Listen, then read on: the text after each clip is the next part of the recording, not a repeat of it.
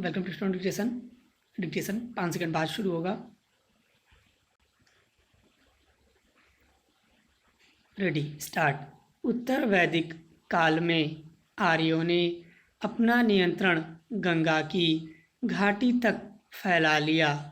खेती अब उत्पादन की मुख्य प्रणाली बन गई।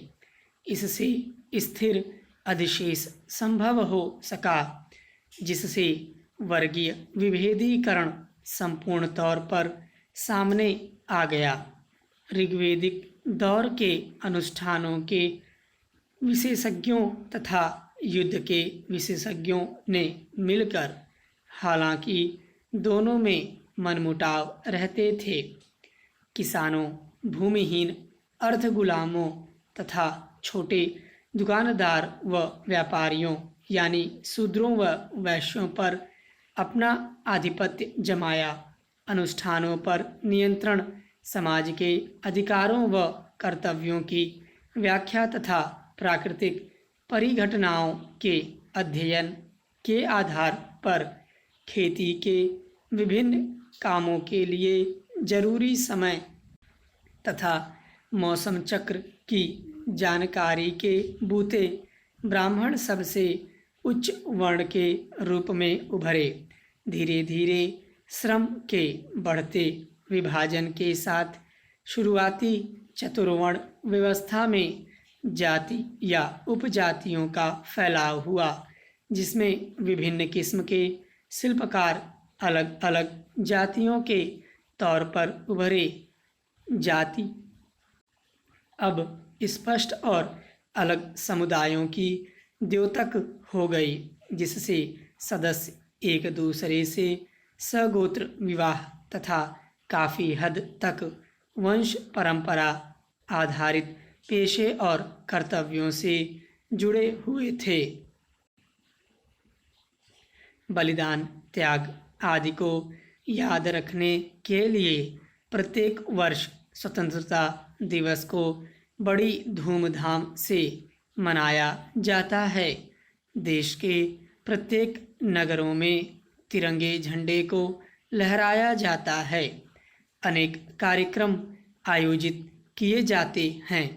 भारत की राजधानी दिल्ली, जहां स्वतंत्रता संग्राम लड़ा गया, स्वतंत्रता प्राप्ति पर 15 अगस्त को ऐतिहासिक स्थल लाल किले पर स्वतंत्र भारत के प्रथम प्रधानमंत्री पंडित जवाहरलाल नेहरू ने तिरंगा झंडा लहराया था।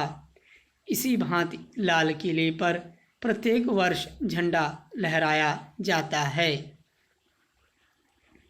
ऋग्वैदिक समाज में सीमित सामाजिक अधिशेष के चलते समता के मजबूत चिन्ह मौजूद थे, लेकिन राम के विभाजन, विशिष्टीकरण तथा मजबूत होती पितृसत्ता के चलते धीरे धीरे इसमें विभेदीकरण होना शुरू हुआ।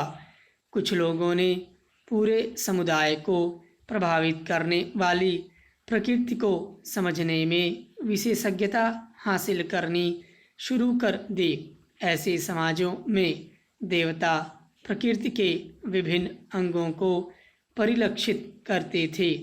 इस तरह ऋग्वैदिक समाज में बारिश और बिजली के देवता इंद्र तथा सूर्य, वायु, वरुण, अग्नि आदि देवता विभिन्न प्राकृतिक पहलुओं का प्रतिनिधित्व करते थे।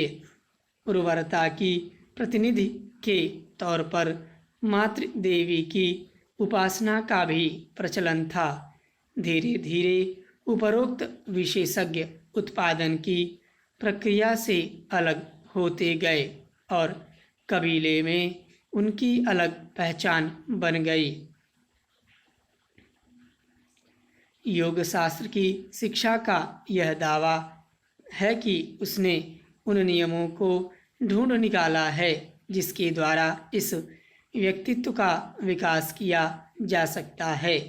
इस योग शास्त्र की शिक्षा का नियम तथा उपायों की ओर ठीक ठाक ध्यान देने से मनुष्य अपने व्यक्तित्व का विकास कर सकता है और उसे शक्तिशाली बना सकता है।